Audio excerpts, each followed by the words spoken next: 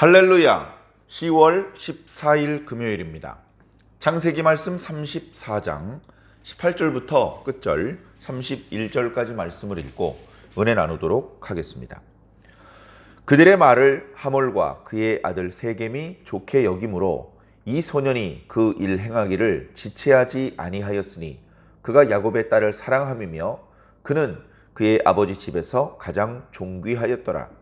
하몰과 그의 아들 세겜이 그들의 성읍 문에 이르러 그들의 성읍 사람들에게 말하여 이르되 이 사람들은 우리와 친목하고 이 땅은 넓어 그들을 용납할 만하니 그들이 여기서 거주하며 매매하게 하고 우리가 그들의 딸들을 아내로 데려오고 우리 딸들도 그들에게 주자. 그러나 우리 중에 모든 남자가 그들이 할례를 받음같이 할례를 받아야 그 사람들이 우리와 함께 거주하여 한 민족이 되기를 허락할 것이라. 그러면 그들의 가축과 재산과 그들의 모든 짐승이 우리의 소유가 되지 않겠느냐. 다만 그들의 말대로 하자. 그러면 그들이 우리와 함께 거주하리라. 성문으로 출입하는 모든 자가 하몰과 그의 아들 세겜의 말을 듣고 성문으로 출입하는 그 모든 남자가 할례를 받으니라. 제3일에 아직 그들이 아파할 때에 야곱의 두 아들 디나의 오라버니 시므온과 레위가 각기 칼을 가지고 가서 몰래 그 성읍을 기습하여 그 모든 남자를 죽이고 칼로 하몰과 그의 아들 세겜을 죽이고 디나를 세겜의 집에서 데려오고 야곱의 여러 아들이 그 시체 있는 성읍으로 가서 노략하였으니 이는 그들이 그들의 누이를 더럽힌 까닭이라. 그들이 양과 소와 나귀와 그 성읍에 있는 것과 들에 있는 것과 그들의 모든 재물을 빼앗으며 그들의 자녀와 그들의 아내들을 사로잡고 집 속의 물건을 다 노략한지라. 야곱이 시므온과 레위에게 이르되 너희가 내게 화를 끼쳐 나로 하여금 이 땅의 주민 곧 가나안 족속과 브리스 족속에게 악취를 내게 하였도다. 나는 수가 적은즉 그들이 모여 나를 치고 나를 죽이리니 그러면 나와 내 집이 멸망하리라. 그들이 이르되 그가 우리 누이를 창녀같이 대우함이 옳으니까. 아멘. 네, 말씀이 끝나는 부분의 어떤 문장의 표현이 우리가 아멘을 붙이기에는 조금 어색한 그런 의문문으로 끝나고 있습니다만 우리가 문장의 형태에 따라서 아멘을 붙이고 안 붙이고 하는 것은 아니죠. 말씀을 읽고 마지막 부분에 항상 아멘을 붙여서 조금 전에도 그렇게 아멘을 붙였습니다. 네. 성경은 몇 차례 말씀드렸던 것처럼 매우 아름다운 부분만 우리들에게 보여주지 않습니다. 부끄럽고 불미스러운 일도 우리에게 교훈이 되고 우리에게 약이 될 수 있다면 하나님께서는 기록하도록 해 주셨던 것이죠. 그래서 34장 말씀, 야곱의 개인적인 의견으로는 지우고 싶은 역사일 것입니다. 라반의 집에서 20년 동안 고생한 것은 그렇게 불명예스럽거나 부끄러운 일까지는 아니죠. 야곱이 잘못한 게 아니라 그때는 라반이 잘못한 상황이었고 야곱은 정직하고 성실하게 일을 하는 상황이었기 때문에 그것을 굳이 숨길 필요는 없는 상황입니다. 그러나 34장에 세켐성에 살면서 딸 디나가 세켐성 추장의 아들에게 강간을 당하고 그리고 이렇게 상호 통혼의 제안을 받으며 오늘 말씀을 보면 큰 전쟁이 일어나죠. 살육이 일어납니다. 그리고 그 결과 도무지 그 지역에서 살 수 없어서 본인의 의지와 상관없이 멀리 도망가야 하는, 그리고 그 도망가는 일이 순조로울지 장담할 수 없는, 그 도망가는 과정에서 그야말로 온 가족이 몰살을 당할 수도 있는 매우 심각한 위험에 처하게 된 것이죠. 어쩌보면 라반이 양털 깎다 말고 소식을 듣고 쫓아온 것, 자신의 형 에서가 400명을 거느리고 쫓아온 것보다 더 큰 위험한 상황이 만들어지게 되었습니다. 이것은 디나의 부주의함이었다. 이렇게 디나에게 모든 책임을 넘기기에는 야곱의 책임이 너무나 큽니다.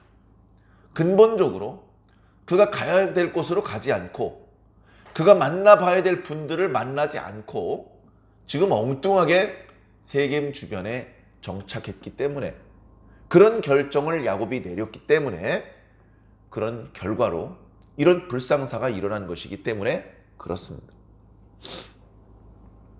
세켐성은 야곱이 판단해 봤을 때 돈 벌기는 좋은 자리입니다. 너무 깊숙하게 세켐성 안에 들어가 버리지는 않고 바깥에 있으면서 조금 양보하고 그들과 관계를 트고 그렇게만 할 수 있으면 세켐성 주변에 살고 있는 것은 상당히 유리한 일이었을 것입니다. 세켐성 주민들뿐 아니라 그 마을도 꽤 큰 마을이었지만 그 마을을 출입하는 사람들이 어마어마하게 많았습니다. 그곳은 그야말로 가나안 땅 남북의 중앙에 있었고 동서남북 사통팔달 교통의 요충지였으며, 그러다 보니 그 자리에서는 많은 상거래가 일어났기 때문에 그렇습니다.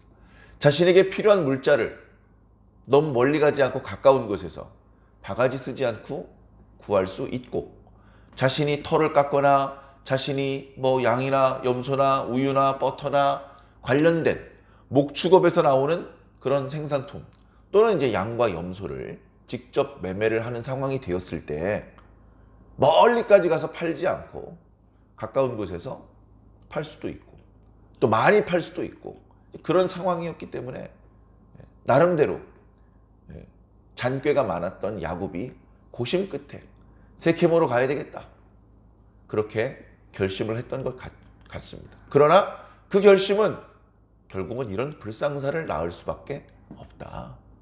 우리 주변에 위험한 것이 있으면 안 됩니다. 마당 끝에 내 집에 있고 집 앞에 조그만 마당이 있는데 마당을 벗어나면 천길 만길 낭떠러지다?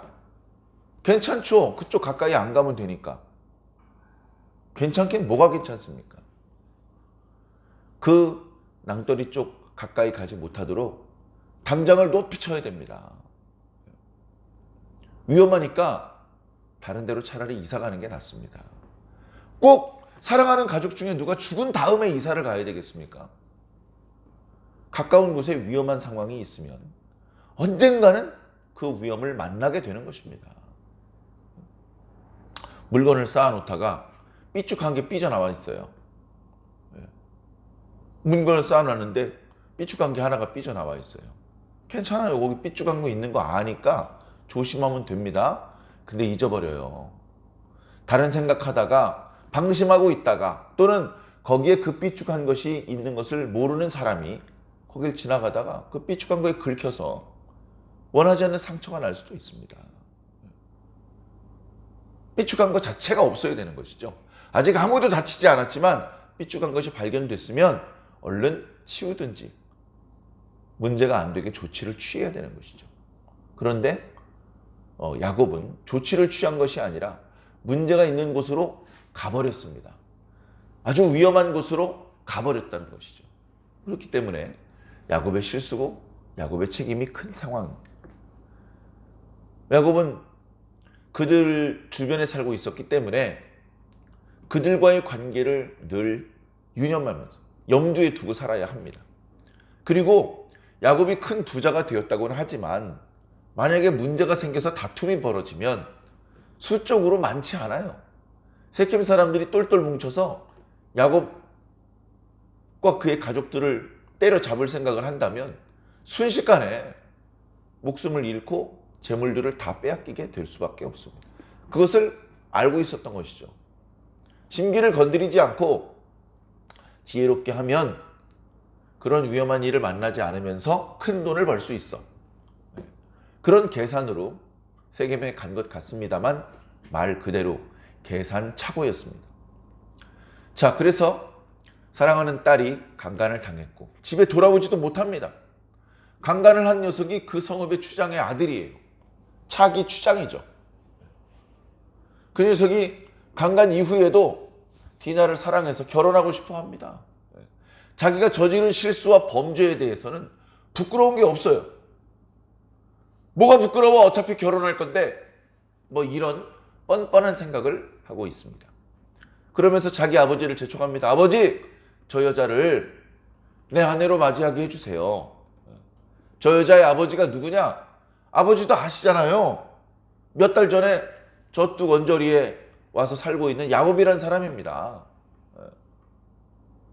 그래서 세겜의 아버지 하몰과 세겜이 야곱을 만나러 갑니다. 야곱은 그 소식을 들었음에도 불구하고 속에서 화가 났을 텐데도 불구하고 잠잠했습니다. 왜 잠잠했는지 얼른 설명이 없어서 답답했는데 오늘 말씀에 그 이유들이 조금 나오고 있습니다. 자, 아무 반응을 보이지 않은 가운데에 하몰과 또 세겜이 찾아왔습니다. 우리 자식 녀석들을 맺어줍시다. 그렇게만 해주신다면 제가 선생님에게 더 특별한 혜택을 드리겠습니다. 전에 우리에게 돈을 주어서 사용하시는 땅보다 더 넓은 땅을 무상으로 사용할 수 있도록 해드리겠습니다. 마을에 와서 장사를 할 때 무리한 세금을 요구하지 않도록 하겠습니다. 누가 당신을 공격하거나 다툼이 생기면 우린 이제 가족이니까 우리가 당신 편에서 도와드리겠습니다. 뭐 이런 인간적으로는 거절하기 어려운 그런 조건을 제시하면서 그러면서 상호 통혼을 하자. 그리고 우리 자식들을 맺어주자. 그런 이야기를 하는 것이죠. 기본은요, 사과를 먼저 해야 되는 것입니다. 상호 통혼을 하자. 우리가 이렇게 인심 쓸 테니까 그냥 우리가 하자는 대로 해. 이런 식으로 나오는 태도는 결코 사람을 감동시키지 못하죠. 자, 그런 상황이 되었는데 여전히 야곱은 잠잠합니다. 동생이 변고를 당했다는 이야기를 듣고 들에서 양떼를 치다가 야곱의 아들들이 속속 집으로 모여듭니다. 뒤에서 얘기를 하죠. 이런 괘씸한 놈들, 이놈들 살려두지 않겠어 하면서 그 디나의 오라비들이 화가 많이 나 있습니다. 야곱에게 지금 11명의 아들이 있습니다. 아직 막내 아들 베냐민이 태어나기 전이기 때문에 그렇습니다. 이런 상황에서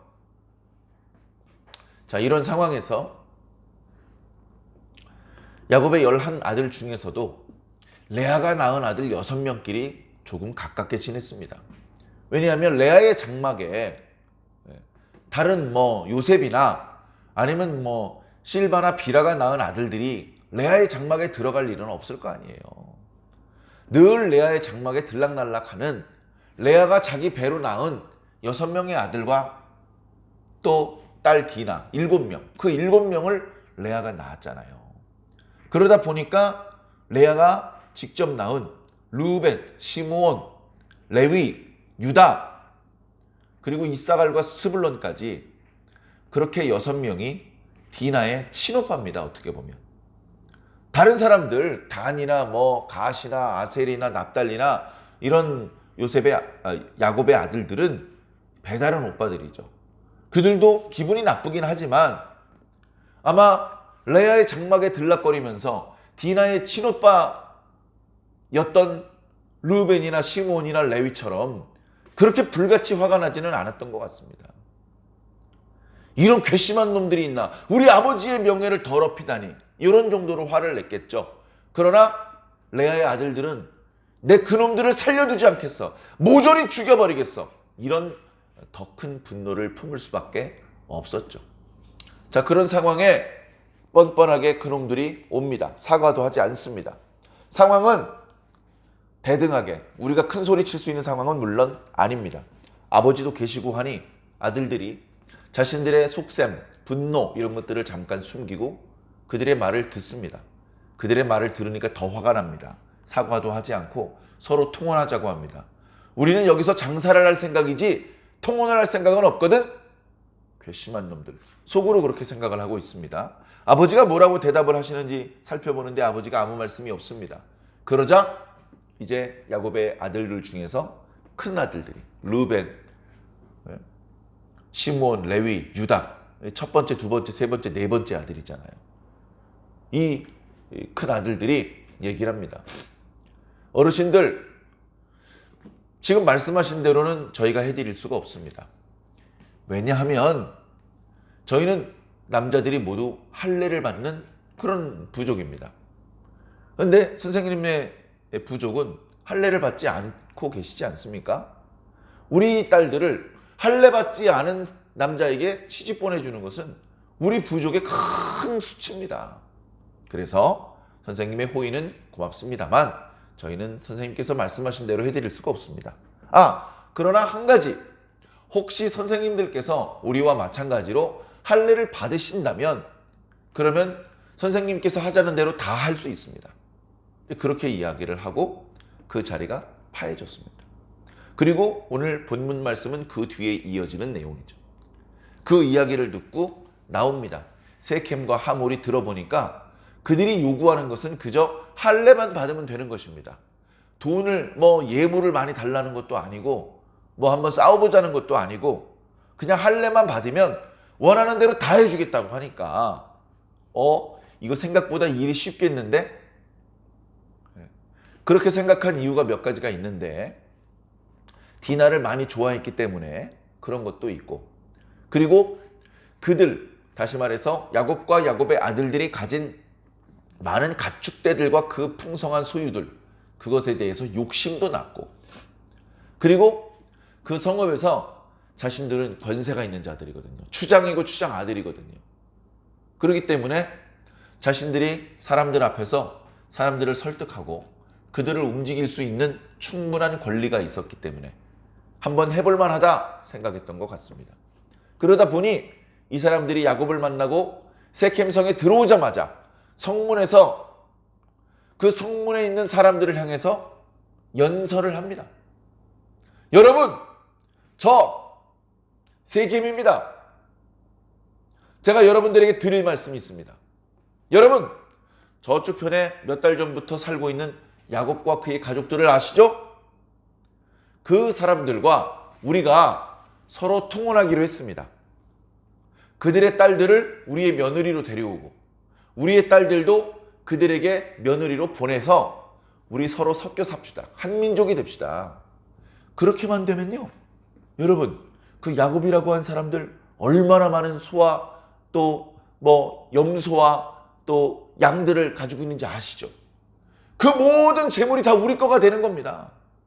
그러나 딱 한 가지, 그들은 할례를 받는 부족인데 우리도 까짓 거 할례 받읍시다.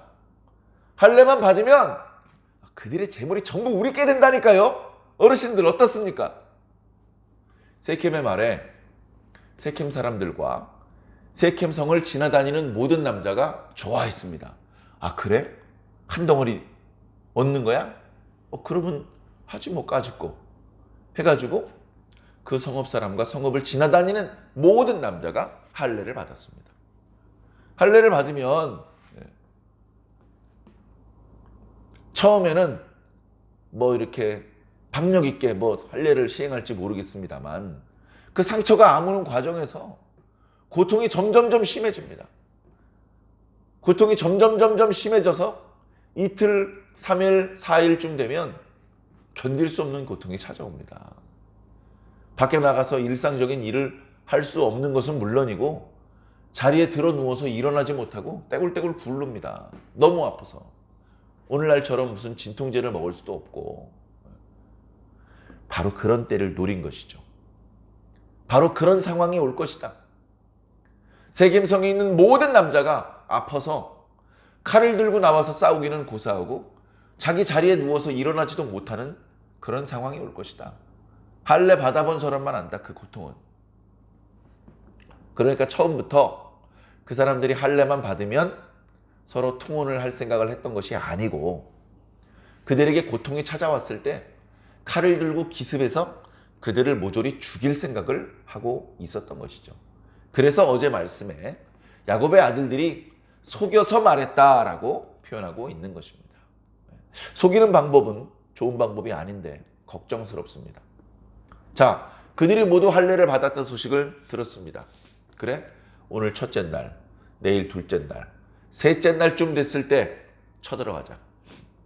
그래가지고 그 야곱의 아들들 중에서도 시몬과 레위가 제일 앞장섰습니다. 절대 용서할 수 없어.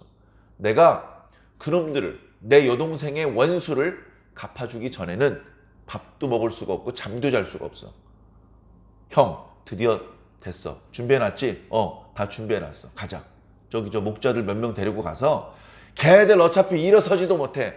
모조리 죽여버리자고. 그래 하면서 눈에 불을 켜고 분노의 마음으로 달려들어서 그야말로 몰래 기습을 해가지고 남자들을 다 죽입니다. 남자들 중에서도 자신들에게 위협이 될 수 있는 그런 남자들 싹 다 죽입니다.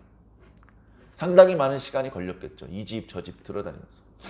길거리엔 기본적으로 남자가 없었을 테니까 집 안에 들어가서 막 뛰어다니면서 비명소리가 들리고 말리고 하는데 뭐 말리는 여자들을 밀쳐내면서 이 집 저 집 사람들을 죽여냅니다. 옆집에서 비명소리가 들리고 사람 죽어가는 소리가 들려도 이쪽 집에서 도와주러 나갈 수가 없습니다.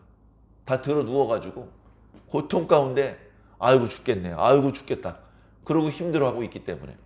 그래 그날 결국 시몬과 레위가 세겜 남자들을 모조리 죽여버렸습니다. 어떻게 보면요 좀 지나친 거죠. 세겜이 잘못했잖아요. 세겜이.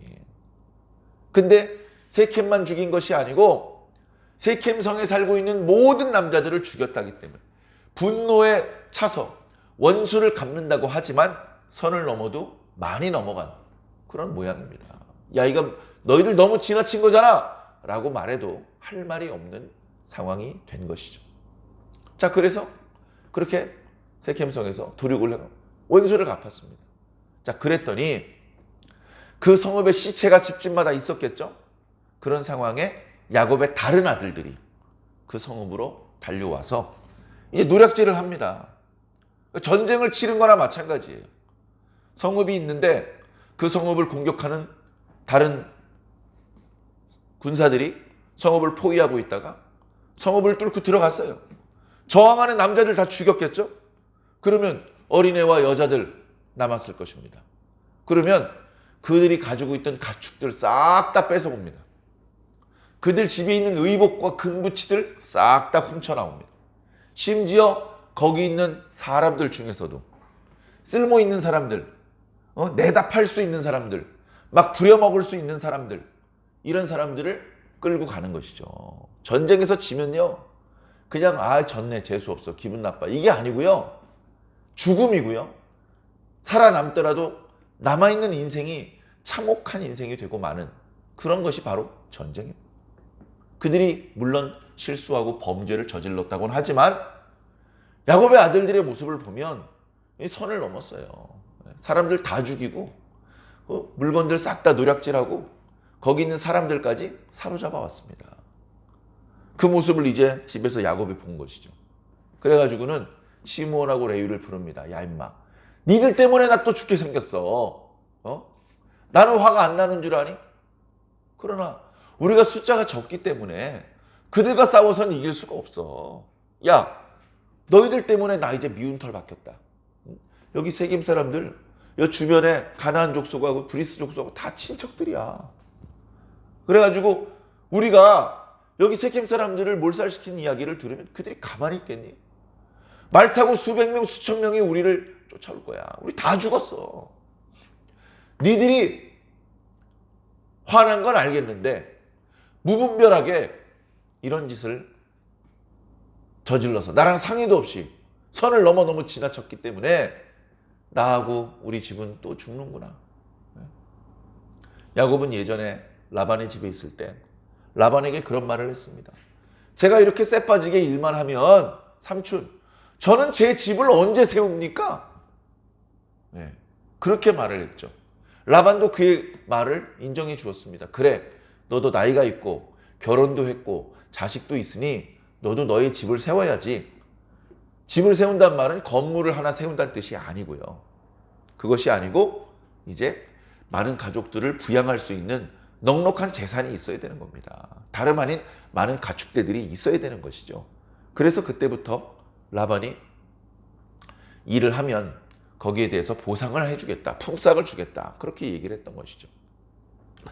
그래 라반은 야곱과 약속을 지키지 않고 품삯을 주지 않으려고 했었지만 하나님께서 야곱을 큰 부자가 되게 만들어 주셨죠. 그래서 라반과 헤어졌고, 그리고 에서와의 관계, 그 문제가 풀어진 이후에 곧바로 세일산으로 가거나 베델로 가거나 아버지가 계신 브엘세바로 간 것이 아니고 그 근처에 숫곳이라는 곳에서 진을 칩니다. 거기서 집을 짓고 우리간을 세웠다라고 말씀하고 있는데요. 단순히 건물 하나를 세웠다는 뜻이 아니고요. 거기서 이제 야곱이 자기 집을 세웠다는 것이죠. 자기 집안, 자기 가문을 세웠다, 이런 의미가 있는 것이죠. 이제 야곱의 가문이 세워져가는 과정입니다. 근데 오늘 이야기를 보니까 야, 지금 어렵게 세운 내 집이 무너지게 생겼다라고 야곱이 분노하고 있는 것이죠. 그러나 결국은 이 야곱의 모습을 보면 하나님의 사자를 만나서 씨름하고 축복받고 형 앞에서 겸손하면서도 지혜롭고 대담한 모습을 보였던 그런 어떤 가장으로서의 또는 신앙인으로서의 멋진 모습이 다 사라져 있습니다. 막연한 두려움, 하나님께 대한 두려움이 아니고 이방 사람들에 대한 두려움, 물질적인 욕심,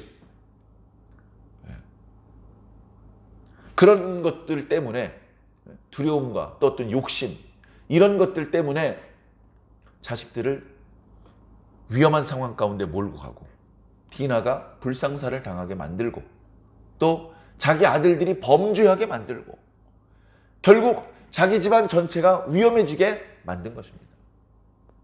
지금 야곱이 무척 위험한 상황이 되었는데 급히 도망가지 않으면 안 되는 상황이 되었는데 이런 상황이 된 것은 디나가 부주의했기 때문 또는 시므온과 레위가 너무 거칠었기 때문이 아닙니다. 물론 그런 이유들도 있지만 근본적으로 이 모든 불상사의 원인은 야곱에게 있습니다.